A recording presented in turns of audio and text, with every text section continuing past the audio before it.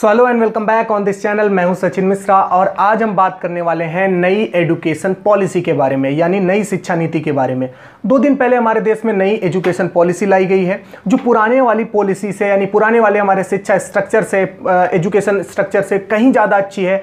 पढ़ाई को बहुत ज़्यादा इंटरेस्टिंग और बढ़िया बनाएगी, यानी अब फन के साथ स्टडी पे ज़्यादा जोर दिया जाने वाला है। साथ ही साथ हम देखेंगे कि स्टूडेंट्स को इससे और कैसे कैसे फ़ायदे होने वाले हैं, पढ़ाई का तरीका कैसे चेंज होने वाला है, कोर्सेस कैसे चेंज होने वाले हैं, और साथ ही साथ ये कब तक हमारे स्कूली सिस्टम के अंदर आएगी, यानी पन्नों से निकल के कब हमारे स्कूलों तक पहुंचेगी, कब तक लागू होने के चांस है, और कितने % चांस है कि जो हमको दिखाया जा रहा है 100% वही हमारे स्कूल में इनबिल्ड किया जाए, हमारे स्कूली स्ट्रक्चर में लाया जाए।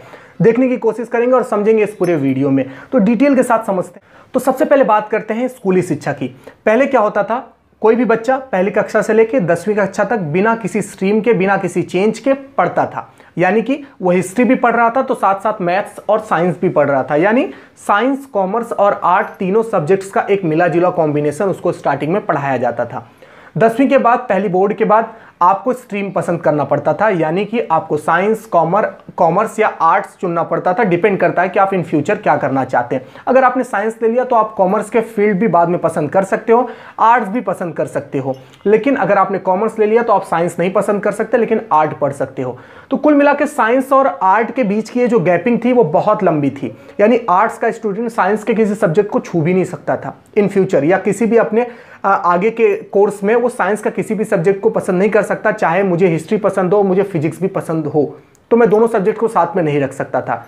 इस सिस्टम को बोला जाता था 10+2 सिस्टम। ठीक है, पहले ऐसा होता था, यानी 10वीं और 12वीं पूरा अलग सेक्शन होता था, यानी +2 जो था वो पूरी तरीके से चेंज था।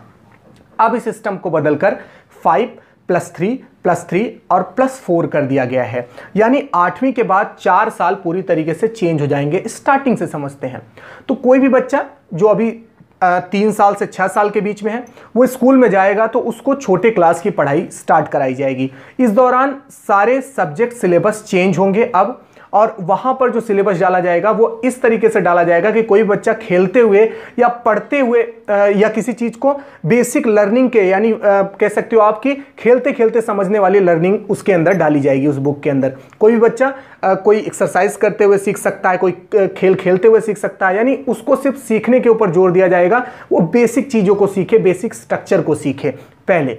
उसके बाद 6 से 9 साल के बच्चे के लिए जो कोर्स हैं वहां पर उसको लिखना और पढ़ने की सही ट्रेनिंग दी जाएगी, यानी 5वीं तक बच्चे को पूरी तरीके से ट्रेनिंग दी जाएगी, यानी पहले 5, 1 से लेके 5 तक इस सिस्टम के अंदर बच्चों को इस तरीके से ट्रेनिंग दी जाएगी कि वो पढ़ें और लिखें सही से।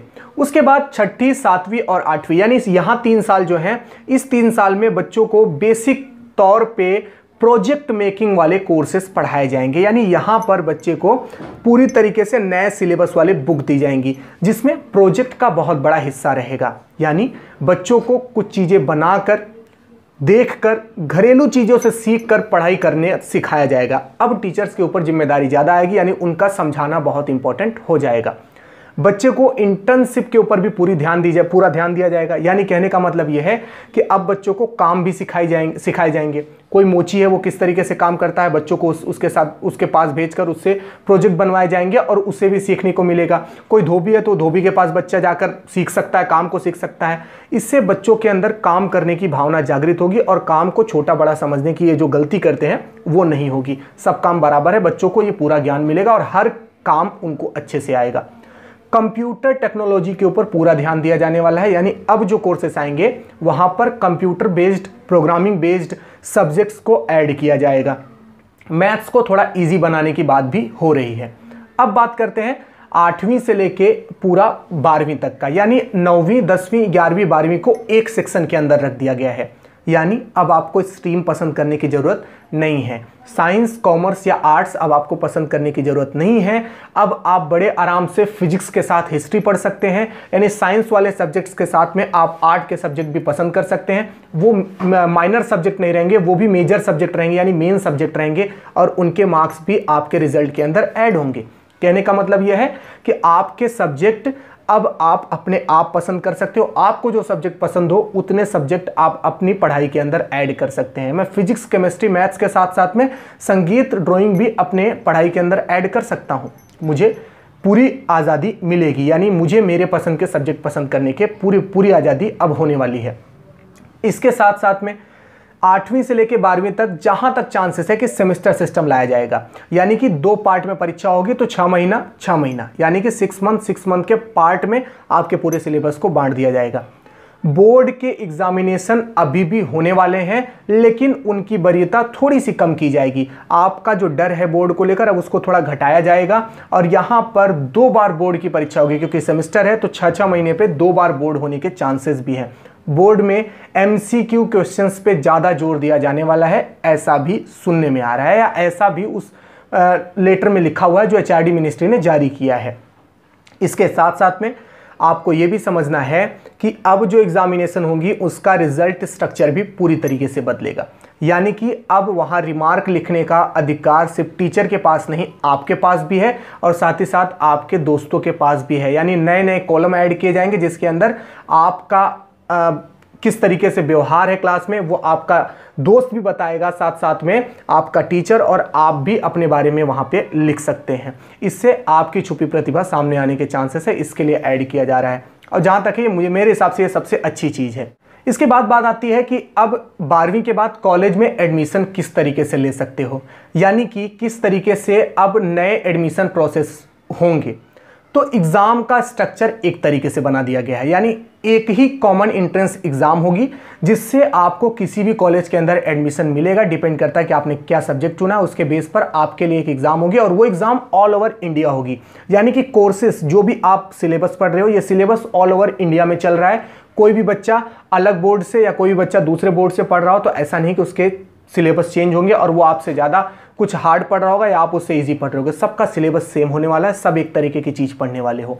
यानी सीधी सी बात है, एंट्रेंस एग्जाम भी एक तरीके की होने वाली है। सभी कॉलेज में एडमिशन लेने के लिए कॉलेजेस में भी स्टडी का लेवल चेंज होने वाला है। कैसे, इसको भी समझ लेते हैं। तो ये नई एजुकेशन पॉलिसी कॉलेजेस के स्ट्रक्चर में किस तरीके से काम करने वाली है, कैसे कॉलेजेस के अंदर यानी ग्रेजुएशन और पोस्ट ग्रेजुएशन की पढ़ाई को चेंज करने वाली है, इसको भी समझ लेते हैं।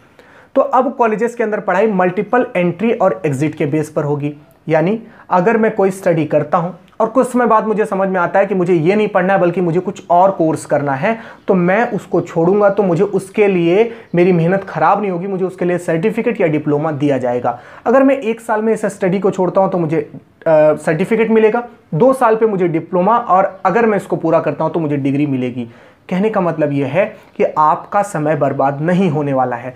जितनी पढ़ाई उसके हिसाब से आपको सर्टिफिकेट या डिप्लोमा दिया जाएगा और पूरा करेंगे तो आपको डिग्री मिलेगी। इसके साथ साथ में आप एक साथ 2 कॉलेजेस के अंदर भी एडमिशन ले सकते हैं। कहने का मतलब यह है कि अगर मैं किसी कॉलेज के अंदर पढ़ रहा हूँ, मैं वहाँ इंजीनियरिंग कर रहा हूँ, लेकिन साथ साथ में मुझे संगीत भी पढ़ना है, मुझे हिस्ट्री भी पढ़ना है या मुझे जियोग्राफी पढ़ना है, तो मैं एक साथ 2 कॉलेजेस के अंदर एडमिशन ले सकता हूं और मैं दोनों सब्जेक्ट को पढ़ सकता हूं। इसकी छूट अब मिलेगी, यानी सब्जेक्ट चुनने की स्वतंत्रता यहां पर भी रखी गई है, डिपार्टमेंट चुनने की स्वतंत्रता यहां पर भी रखी गई है आपके लिए। इससे हमारा ध्यान या हमारी रुचि पूरी तरीके से बनी रहती है। लोग बोलते हैं पैशन फॉलो करो, तो यहाँ पैशन फॉलो करने की पूरी छूट दी गई है। इसके साथ साथ में ऑल ओवर इंडिया जितनी भी यूनिवर्सिटी या कॉलेजेस हैं, सबके कोर्सेज फिक्स किए जाएंगे, यानी कोई यूनिवर्सिटी अपने अलग कोर्स पढ़ा रही है, कोई अपने अलग कोर्स पढ़ा रही है, अब ऐसा नहीं होगा। सभी यूनिवर्सिटीज़ के कोर्स एक जैसे होने वाले हैं, सबके एग्ज़ाम भी एक जैसे ही होने वाले हैं, यानी पूरा स्ट्रक्चर सिस्टम का एक जैसा होगा। फीस भी सेम रहने वाली है, यानी कि फ़ीस कोई यूनिवर्सिटी में ज़्यादा है, किसी यूनिवर्सिटी में कम होती थी, इस फीस के स्ट्रक्चर को भी पूरी तरीके से बदला जाएगा और हर जगह फ़ीस एक जैसी रखी जाएगी। स्कूल्स के अंदर भी इसी तरीके से होने वाला है, यानी एक फीस स्ट्रक्चर बनाया जाएगा जिसके बेस पर ही स्कूल या कॉलेजेस फीस वसूल कर सकते हैं। ये सबसे अच्छी बात है। इसके साथ साथ अब आपको अपनी स्टडी पहले से फिक्स करनी होगी कि आप ग्रेजुएशन के बाद नौकरी करना चाहते हैं या आगे रिसर्च में जाना चाहते हैं और पढ़ना चाहते हैं। तो अगर आप सिर्फ नौकरी करने के लिए पढ़ाई कर रहे हैं, ग्रेजुएशन कर रहे हैं, तो ऐसी कंडीशन में आपके लिए डिग्री सिर्फ 3 साल की होगी। जैसे मैं बीएससी कर रहा हूं और आगे मुझे उसके बाद नौकरी करनी है, तो मुझे वो ग्रेजुएशन सिर्फ 3 साल का होगा मेरे लिए। और अगर मैं आगे रिसर्च में जाना चाहता हूं, पीएचडी करना चाहता हूं, तो मेरे लिए यही ग्रेजुएशन 4 साल की हो जाएगी और मेरे लिए पोस्ट ग्रेजुएशन 1 साल की हो जाएगी। तो एक तरीके से ये चेंज नहीं, क्योंकि पहले पोस्ट ग्रेजुएशन 2 साल की हुआ करती थी, इसके बाद मैं पीएचडी कर सकता हूँ, यानी एमफिल करने की ज़रूरत अब नहीं है पीएचडी करने के लिए। आप बिना एमफिल के भी रिसर्च में जा सकते हैं, पीएचडी कर सकते हैं। इसके साथ साथ में साइंस और आर्ट के बीच का जो डिस्टेंस है इसको भी कम करने की कोशिश की जा रही है, यानी अब साइंस और आर्ट के सब्जेक्ट्स के अंदर जो गैपिंग है उसको पूरी तरीके से बदला जाएगा। आप लिटरेचर भी पढ़ सकते हो फिजिक्स पढ़ने के साथ साथ में। मैं फिजिक्स से मास्टर कर रहा हूँ तो साथ साथ में मैं लिटरेचर भी पढ़ सकता हूँ, क्योंकि मुझे दोनों पसंद है। ये छूट अब आगे आने वाले टाइम में मिलने वाली है। ये सारी चीज़ें देखने में बहुत अच्छी लगती हैं, सुनने में बहुत अच्छी लगती हैं। लगता है कि आगे आने वाले सिस्टम पूरी तरीके से चेंज हो जाएगा, और अच्छी बात भी है अगर ऐसा कुछ होता है तो, क्योंकि ये बहुत अच्छी चीज़ है और इसको बहुत ही सोच समझ के बनाया गया है। पर कितने % चांस है कि ये लागू होगा और कब तक लागू होगा, इसको समझने की कोशिश करते हैं। तो देखिए, ये जो शिक्षा पॉलिसी आज आप देख रहे हैं, आप पढ़ रहे हैं, जो हमारे शिक्षा मंत्रालय ने, क्योंकि एचआरडी मिनिस्ट्री ऑफ शिक्षा मंत्रालय हो गया है, तो उसने आज जारी किया है। पर एक्चुअली में इसके ऊपर रिसर्च आज से 5 साल पहले यानी 2015 से चल रहा है। 2015 से 2017 के बीच में और 17 से लेके 19 के बीच में ये रिसर्च की गई और समझा गया कि किस तरीके से नई एजुकेशन पॉलिसी बनाई जाए या किस तरीके से इसको रखा जाए। 2020 में लाकर हम लोगों के सामने इसको रखा गया। 2019 से ये पब्लिक के लिए छोड़ दी गई थी, खाली छोड़ दी गई थी कि आप इस पे अपने विचार दे सकते हैं। लोगों ने अपने विचार दिए, इसके हिसाब से इसके अंदर चेंज करके 2020 में हमारे सामने रखा गया कि इस तरीके से आने वाले समय में एजुकेशन पॉलिसी हो सकती है, जो कि बहुत इंटरेस्टिंग, बहुत बढ़िया है। लेकिन अब दिक्कत यह है कि आने वाले टाइम में अगर इसको बनने में 5 साल लग सकते हैं, तो अभी इसको और बहुत सारे इम्तिहान देने बाकी हैं। यानी अभी ये पूरी तरीके से लागू नहीं की गई है, अभी ये सिस्टम में आया नहीं है, अभी ये आने की बात चल रही है। अभी इसको और बहुत सारे प्रोसेस और बहुत सारे स्टेज से गुजरना है। वहाँ से गुजरने के बाद ये आपके स्कूलों तक पहुँचेगी, यानी अभी इसको हमारे सिस्टम के अंदर आने में भी 1 साल से 2 साल का वक्त लग सकता है। उसके बाद ये हमारे सिस्टम के अंदर पूरी तरीके से आएगा। अब कि कितने % चांस है कि ये जैसा दिखाई दे रहा है सेम टू सेम वैसा ही हमको मिले, यानी कि जैसा हम समझ रहे हैं या जैसा ऑन पेपर दिखाई दे रहा है, क्या कितने % चांस है कि हमको बिल्कुल वैसा ही मिले। तो हमारे देश में अभी भी टीचर्स की कमी है। सरकारी स्कूलों की स्थिति कैसी है आपको बताने की ज़रूरत नहीं है, आप अच्छी तरीके से जानते हैं। टीचर्स की कमी यानी जहाँ पर नहीं है वहाँ संगीत और ड्राइंग के टीचर, लिटरेचर के टीचर कहाँ से आपको मिलेंगे ये आप समझ सकते हैं। कहने का मतलब यह टीचर की संख्या पूरी नहीं है। छोटे स्कूलों में छोटे पैमाने पर ही लागू हो सकता है, बड़े पैमाने पर आप इसको लागू नहीं कर सकते। यानी छोटे स्कूलों में अभी भी टीचर्स की कमी होगी, उनके बजट की कमी होगी, इस कारण से वो अपने मनचाहे सब्जेक्ट्स बच्चों के ऊपर अभी भी ला देंगे। बड़े स्कूलों के अंदर लागू होने के पूरे चांस हैं, यानी वहाँ पर आपको ये सारी चीज़ें देखने को मिलेंगी। और कुछ बड़ी स्कूलों में ये चीज़ पहले से चल रही है, पहले से ही हो रहा है, उन्होंने अपने कोर्स बना रखे हैं। तो दिक्कत अभी भी है, क्योंकि स्कूल का एक या हमारे देश का एक बड़ा हिस्सा जो स्कूलिंग कर रहा है वो छोटी स्कूल या सरकारी स्कूल में पढ़ के ही कर रहा है। बड़ी स्कूलों में पढ़ने वाले बच्चों की संख्या बहुत ज़्यादा नहीं है। ऐसे में ये सिस्टम अगर सोच समझ के स्कूलों की व्यवस्था सुधार कर लागू किया जाए तो और बढ़िया होगा और बेहतर होगा। कहने का मतलब यह है कि चांसेस उतने नहीं है जितने आप देख रहे हो। जितना सुंदर आपको दिखाई दे रहा है उतना सुंदर लागू हो, इसके चांसेस थोड़े कम लगते हैं मुझे। पर अगर किया जाए तो बहुत अच्छी बात है। मैं कहूँगा कि इसमें थोड़ी सुधार किया जाए, स्कूलों की स्थिति देखकर और उनके सरकारी स्कूलों के स्ट्रक्चर को देखकर उनके अंदर ये व्यवस्था बनाकर फिर इस चीज़ को लागू किया जाए।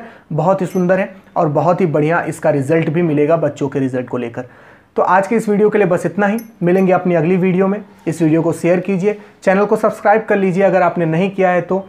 नए हो तो चैनल को सब्सक्राइब कर लो। आने वाले टाइम पे आपको और वीडियोस मिलने वाले हैं स्टडी रिलेटेड। जल्द ही हम लोग नीट और JEE के कोर्सेज भी लेके आएंगे आपके लिए। शेयर कीजिए वीडियो को, लाइक कर लीजिए अगर अच्छा लगता है तो। मिलते हैं अपनी अगली वीडियो में।